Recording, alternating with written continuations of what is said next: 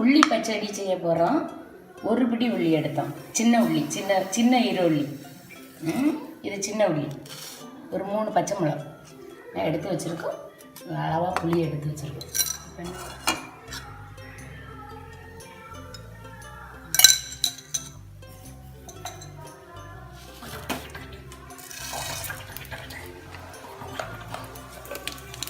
கடுகு போட்டாச்சு.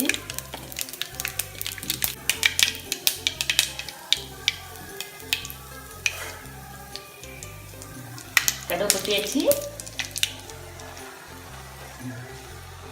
இந்த மிளகு அப்படி போடணும், அதான் டேஸ்டாக இருக்கும். அதையும் எல்லாம் தின்னணும். சரி,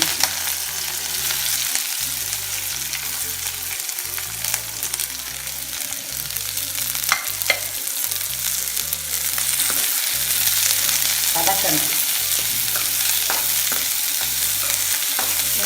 சீக்கிரம் ஏதாவது ஒரு சோறு வச்சு கூட்டு ஒன்று இல்லைன்னு சொன்னால் இதை டக்குன்னு செய்து டக்குன்னு சாப்பிடுவோம். மீதி எடுத்து வச்சுருக்கலாம். 4 ஃப்ரிட்ஜில் வச்சுட்டு சாப்பிடுவோம். சூப்பராக இருக்கும். இதை போட்டே செஞ்சு சாப்பிடுவோம். இங்கே அவ்வளோ டேஸ்ட்டாக இருக்கும்.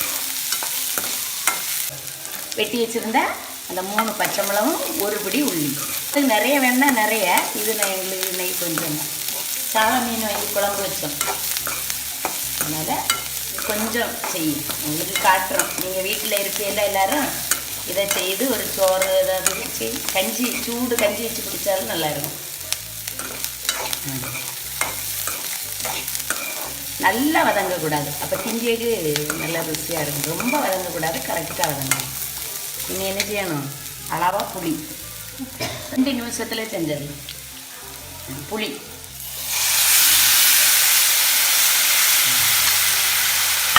ஒரு பிடி வெள்ளிக்கு ஒரு மிளகு பொடி. இனி உப்பு.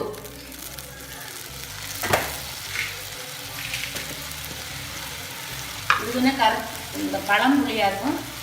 இது நார்வல் புளி. அதனால் அது கொஞ்சம் கலர் கம்மியாகிடுச்சு. இதில் மஞ்சள் பொடியோ எதுவும் போடக்கூடாது. இவ்வளவுதான். அந்த உள்ளியும் இதையும் வதக்கணும், கொதிக்க விடணும். இது வேவணும். இனி கொஞ்சம் கருவேப்பிலையும் அப்படி சவைச்சு சாப்பிடலாம். நல்லா இது தூர போடக்கூடாது. நல்லா சத்து இருக்கு.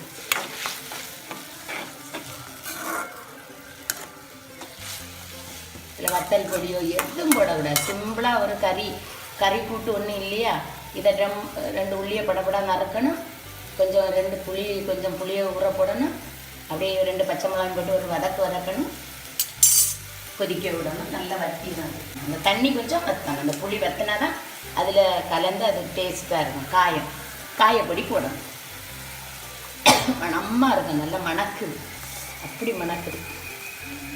இது ஓட்டை சின்னது, அதனால அப்படி போதும். இவ்வளோ காயம் போடணுமான்னு நினைக்கக்கூடாது. ஓட்டை சின்னது. இன்னும் வேகணும். வெந்தால் தான் அது ருசி.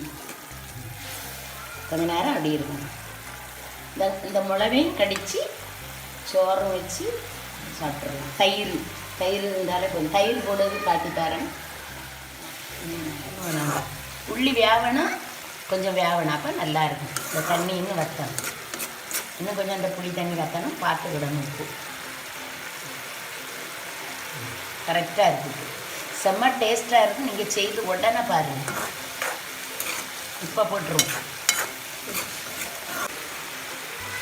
எல்லாருக்கும் பிடிக்கும். உங்களுக்கு சிம்பிளாக ஒரு 2 நிமிஷத்தில் இப்படி சின்னதெல்லாம் இனி சின்னதாக செய்துகிட்டே இருக்கேன்.